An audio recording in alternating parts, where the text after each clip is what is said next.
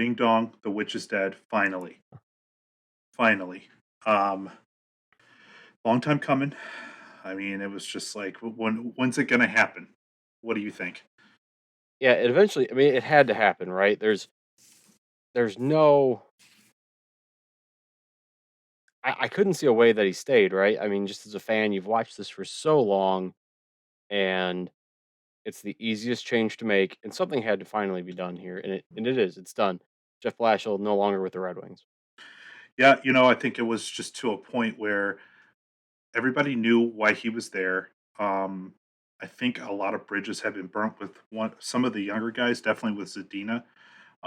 Some of the body language towards the ends of games. I mean, that's just coaching. I mean, if they're doing it, no, the people that we were getting over here weren't doing it elsewhere. This was more of just culture and having Sam Gagne in there just to kind of right the ship because towards the end of it, when some of these losses were piling up, he's the guy that's out there. Him and Blash, him and Blash, him and Blash. Larkin went down. It was just Gagne. So real interesting to see that. Um, but thank God, this was just like a dead horse that had been dead, and just the whipping post that everybody went back to. Yeah, I mean, he was there since I think he started 15. 2015. Yeah. Hmm. So 15, 16 through 21, 22. He got 7 years. Second long, I think he was second longest tenured coach in the NHL. Next to Um, Cooper. Next to Cooper. Okay. And I can't tell you why. I can't tell you why. I mean, other than the fact that, he was on a bad team, there was, I mean, basically being on a bad team and an expected bad team with a bad roster gave him a Hmm. job because he wasn't making it better. I don't think they ever overachieved. Um, This was supposed to be that year, though. We were supposed to overachieve this year, in my mind. I thought I had a squeaking in um, at the beginning of the year from that video, and it I just remember. in December when we had that little break for COVID, they had that 2 week pause or whatever. I don't know why that. I know why they did it, but it absolutely killed any momentum going through the season, and we were just lame ducks the rest. I mean, culture, not culture, but just that compete that he always talked about was never there after that. Guys were scoring. Cider, Raymond, the bright spots, fast towards the end. Um, that was pretty much it, and everybody had kind of packed it in. Yeah, I think you've seen that. I think you've seen Larkin down the stretch once they were truly, truly, they couldn't, tell themselves it was still possible to be in the playoffs, even though for a long time they were already out of it. It was just, Hmm. it's just the way it is. I mean, it might look good on paper, but overcoming the 3-point system, it just doesn't happen, especially in the second half. You're really hard pressed if you're out to get back in. Um, but yeah, just Especially in that overall, division, right? yeah, That you're division's a disaster. I mean, if you're there's no way. anything in the East is bad. I mean, the East is tough. The West is way more open. But yeah, in the East, you got to be good from the beginning, or you're not Yeah, going anywhere. I think we were 24 points out of the wild card at the end. I we were don't have that in front of competing. me. We were competing for that though. At one point, I think we were Not probably really. 4 to 6 out from Boston. We were, but we had so many extra games played that that wasn't a realistic thing. Right. Like we for a long time we had like 5 or 6 games played on a lot of teams. And when you looked at the actual points percentage, that was the reality. Yeah. Well, but we matched up against some good teams. Edmonton, I thought that one game where Cider kind of Yeah. controlled But McDavid. I mean, you just That's the bright spots. yeah, I mean, but Blast just couldn't he could get them here and there, but then you had like the complete down nights. Pittsburgh multiple times, the disaster in Arizona. I thought he was fired after that. They let him complete the season. One day out and he's gone.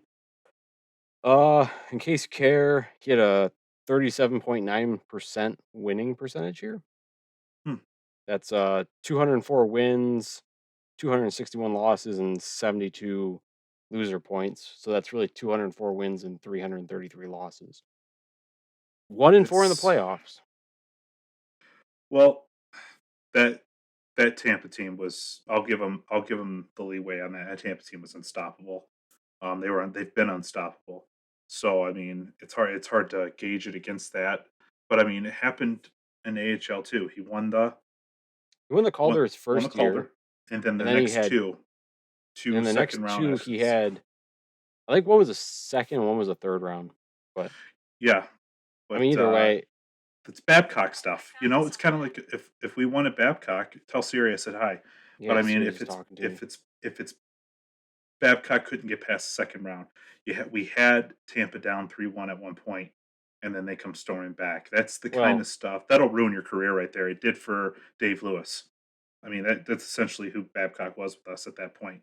But, bringing Blashill in, high hopes, go 3-1 with Tampa. We're never really in the series, and then just the that was the shortened end. season to yeah, that was it. That was it. And then It's the end of the thankfully streak, and Iceman comes then in. yeah, then you had Ken Holland's kinda meandering try to rebuild, which got you Franz Nielsen, Advocator I mean, we've talked about all that before. Stephen Weiss 2.0. Yeah, and then so then you had Yzerman come in, and finally, it's the end of Blash, right? This is the right move.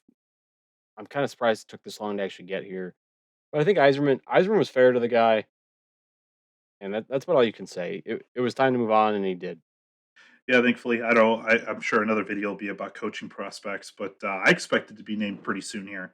Um, I don't so know. you got Larionov, Fedorov, those guys hanging out there. You got the Gronborg hanging out there. I think you got Lane Um, Lambert still as a candidate. sure. I think he'd be a strong candidate anywhere at this point. Anyone looking for a coach right now is looking at his name, Hmm. just because what he's done under Trotz has been pretty significant in that organization, Nashville, Washington, and with the Islanders now. Um, I don't know. I still wish they would have got Gallant last year. I look how he's doing in New York. Look what he did in Vegas. Yeah, that was my Yeah. pick, but we'll see. It'll be interesting to see if he goes with a retread, if he gives someone that's like Lambert, who's kind of already in another organization, and kind of working up the ranks, or does he go maybe with a European guy? Maybe he goes to someone who's never really been a head coach, especially in the NHL. Hmm. Um, it'll be interesting to see. Well, the one thing that if they do bring Lambert over, Lambert needs to bring his goalie coach. We're losing Slajko, which thankfully there needs to be a new voice on that end as well. But this goalie coach has followed Trotz from Nashville to Washington to New York. This guy made Pekka Rinne's career, Pekka probably Hall of Fame.